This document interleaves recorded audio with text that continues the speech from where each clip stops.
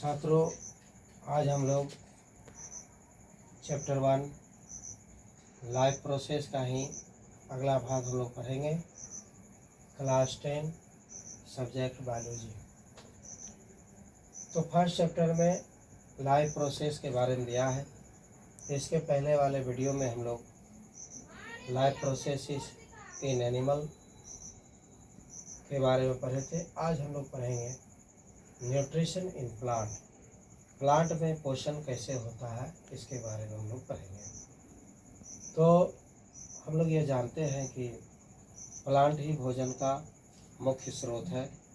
इससे ही सभी भोज्य पदार्थ प्राप्त होते हैं, चाहे वो अनाज हो, फल हो, सब्जी हो, मसाला हो, एवं तरह तरह के प्रोडक्ट प्लांट से ही आते हैं।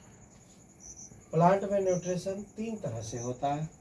There are 3 types of nutrition in plant. First है फोटोसिंथेसिस प्रोसेस के द्वारा। फोटोसिंथेसिस प्रोसेस के द्वारा ही ज़्यादातर प्लांट में भोजन का, फूड का प्रोडक्शन होता है। जितने भी ग्रीन प्लांट है, all green plants photosynthesis process के द्वारा भोजन तैयार करते हैं। वो अपने लिए और साथ ही साथ हेटेरोट्रॉप्स एनिमल के लिए भी करते हैं। दूसरे तरह का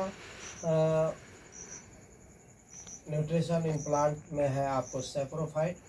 सेप्रोफाइट यानी जो ऐसे प्लांट जो सड़े गले चीज़ों से अपना भोजन प्राप्त करते हैं, वह सेप्रोफाइट कहलाता है।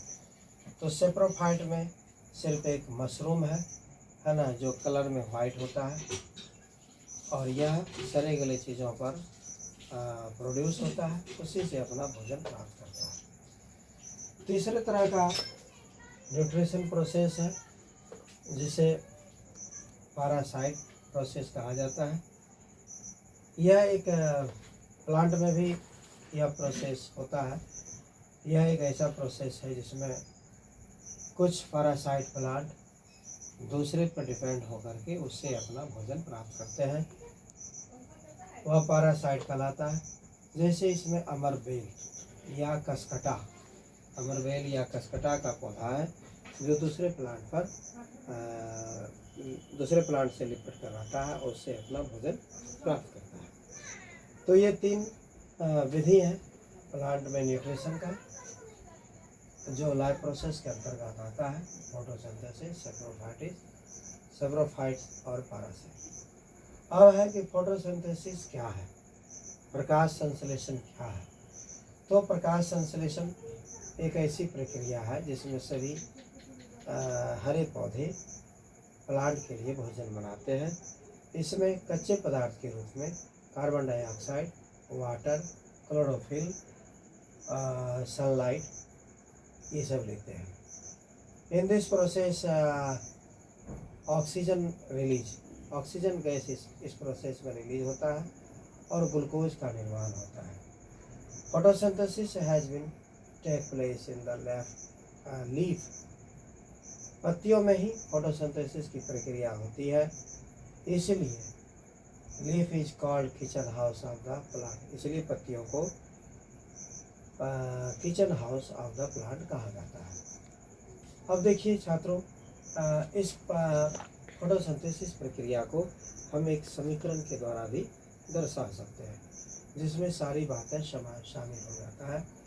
यहाँ देखिए 6 CO2 कार्बन डाइऑक्साइड के 6 मोलिकुल और 12 H2O जल के 12 अणु, सनलाइट की उपस्थिति में क्लोरोफिल जो लीफ में पाया जाता है, क्लोरोफिल में यह प्रक्रिया होती है और C6H12O6 यानी ग्लूकोज बनता है। साथ ही 6O2 ऑक्सीजन गैस रिलीज होता है और साथ ही वाटर भी रिलीज होता है। यह फोटोसिंथेसिस का समीकरण है। इसके द्वारा हम सारी बातें समझ सकते हैं। अब देखिए, यह फोटोसिंथेसिस लीफ के अंतर्गत होता है। लीफ का एक सेक्शन कटिंग का एक भाग हम लोग यहाँ हम बनाए हैं। इसको गौर से देखिए। जिसमें यह सबसे ऊपरी भाग जो है, लीफ का सबसे ऊपरी भाग क्यूटिकल कहलाता है। डबल लेयर होता है। इसके नीचे एपिडर्मिस होता है, उसके नीचे पैलिसेड, पैरेन्काइमा टिश्यू होते हैं, उसके नीचे फिर जाइलम और फ्लोएम का एक वैस्कुलर बंडल पाया जाता है। जाइलम जो कि वाटर को कंडक्शन करता है, फ्लोएम फूड को कंडक्शन करता है। उसके नीचे स्पंजी पैरेन्काइमा टिश्यू पाए जाते हैं। लोअर एपिडर्मिस होते हैं यहाँ पर, जो कि इसी के साथ में स्टोमेटा होता है। स्टोमेटा यहाँ दर्शाया है, यहाँ पर भी स्टोमेटा है। इस स्टोमेटा के द्वारा ऑक्सीजन गैस निकलता है और कार्बन डाइऑक्साइड लिया जाता है।